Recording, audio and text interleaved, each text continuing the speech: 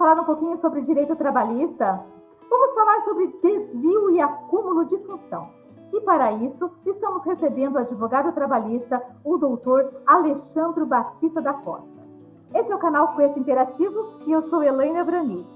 Doutor Alexandro da Costa, seja muito bem-vindo ao canal Quest Interativo. Você já é um parceiro do nosso canal. Olá, Elaine. Olá, todo mundo que assiste o canal Quest Interativo.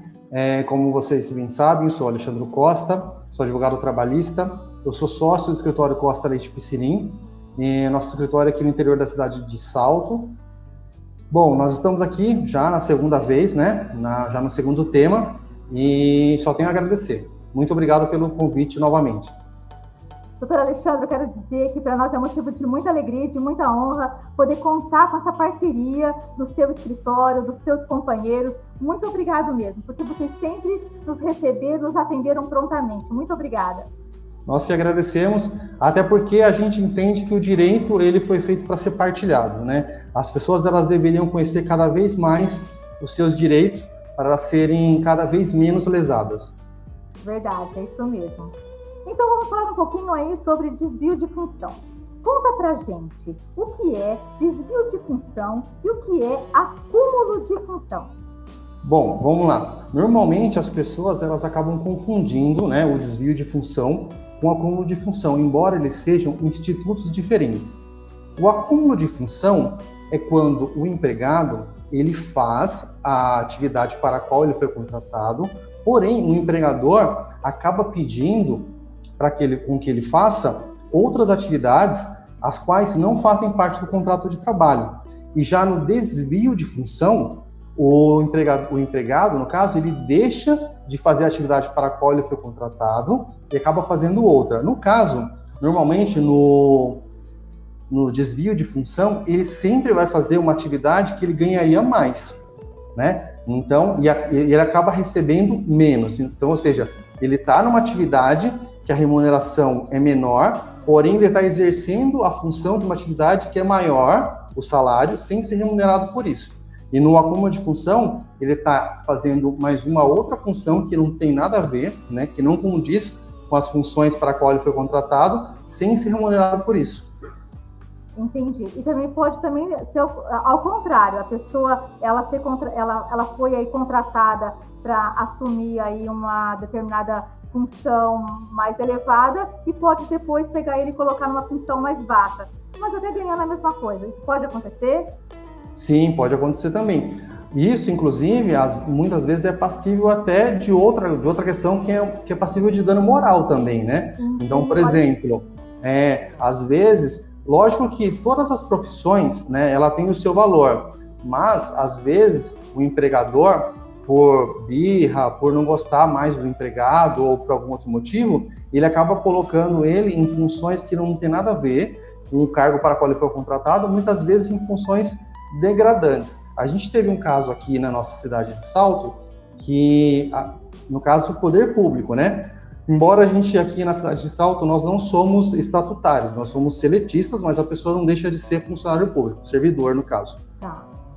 A pessoa, ele é guarda civil municipal, tá? E numa determinada gestão por perseguição política, ele acabou indo trabalhar na sinalização viária e ele só podia cavar os buracos para colocar os postes com a sinalização. Era a única função dele, ou seja, não tem relação nenhuma para a função com a qual ele passou no concurso público, né?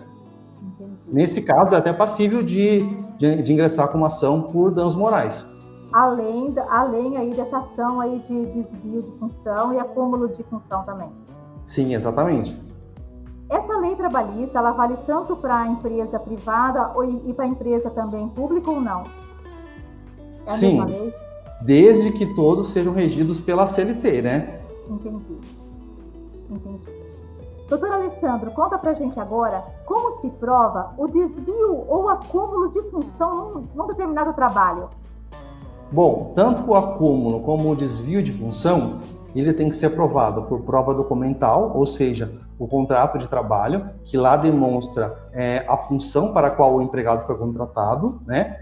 Bem como a prova testemunhal, que seriam os colegas de trabalho, que podem testemunhar a favor do empregado, dizendo que ele ou acumulava funções que não era atribuição dele, ou estava exercendo uma função diversa daquela que ele foi contratado.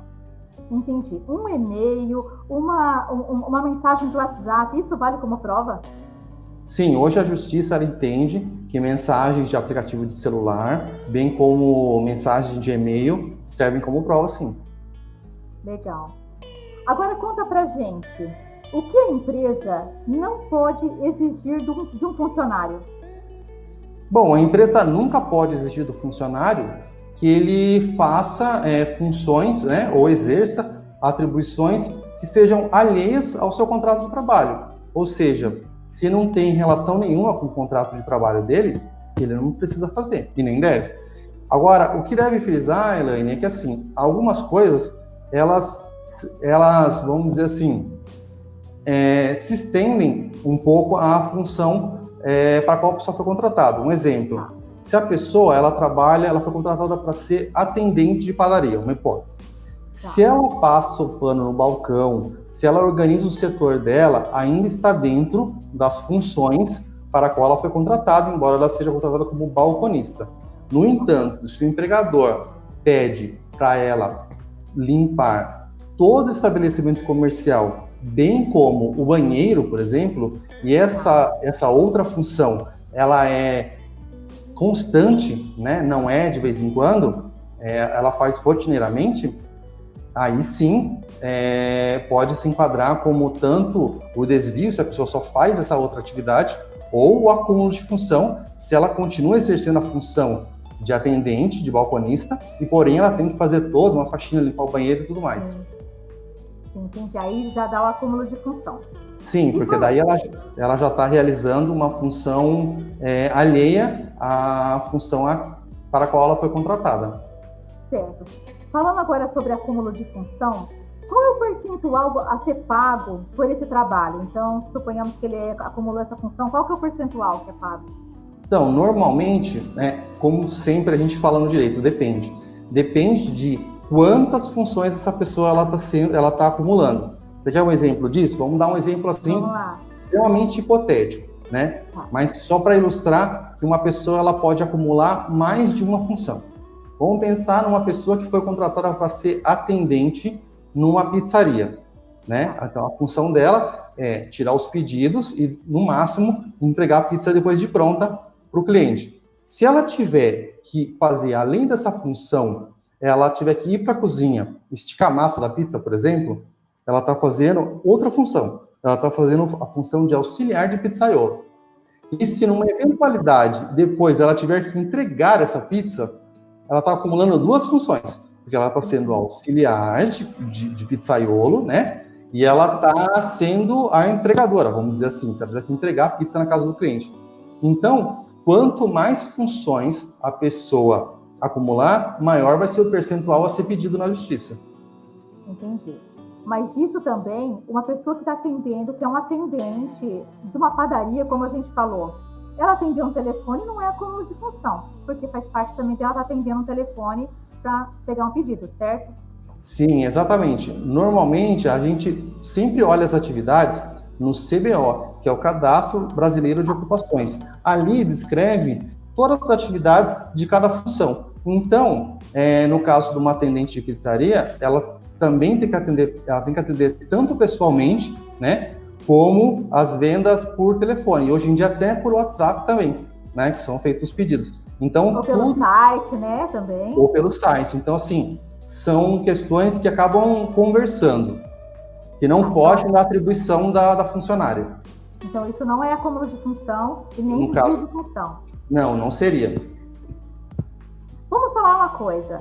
Uma pessoa que ela presta um concurso público, suponhamos para ser motorista, e pega essa pessoa e coloca ela para, por exemplo, limpar aí tira ela desse cargo de motorista e coloca ela numa função administrativa, vamos dizer.